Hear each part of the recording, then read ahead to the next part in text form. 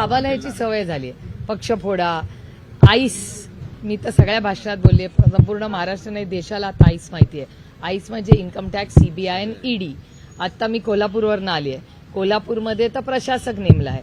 मग एक आमदार म्हणतात की मोठा घोटाळा झालाय, मग एक मंत्री म्हणतात की आता मी 100 कोटीचा अब्रू नुकसानीचा दावा करणार आहे. माननीय मुख्यमंत्र्यांनी त्यांच्या डिपार्टमेंट म्हणजे त्यांच्या सरकारनीच त्यांच्याच एका मंत्री जे चालवतात त्याच्यावर प्रशासक लावलाय.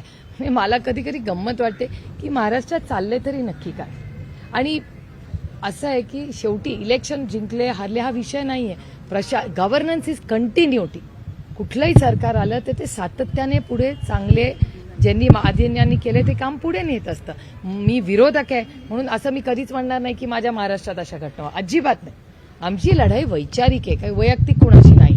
पण वैचारिक लढाई असताना अशी जेव्हा कृती होते म्हणजे भ्रष्टाचाराच्या विरोधात भारतीय जनता पक्ष पहिल्यांदा देशात राज्य केलं. मोदीजींचे शब्द मला आठवतात, ना खाऊंगा ना खाणे दूंगा, आणि भ्रष्टाचार मुक्त भारत मी करीन असं माननीय प्रधानमंत्र्यांनी स्टेटमेंट केलंय. आपण सगळ्यांनी ते दाखवलंय. आणि या मायबाप जनतेने विश्वास ठेवून त्यांना एवढा मोठा मॅन्डेट दिला, एवढी मोठी जबाबदारी देशाची दिली. आणि राज्यामध्येही तीच परिस्थिती आहे. राज्यातही महाराष्ट्राच्या मायबाप जनतेने एका विश्वासाच्या नात्याने, आता कशी मतं फुटली वगैरे आता त्याच्यात नको आपण पडूया. आता मॅन्डेट मिळालाय त्यांना, मान्य करूया की ते जिंकले. आम्हाला अपेक्षित असं यश मिळालं नाही.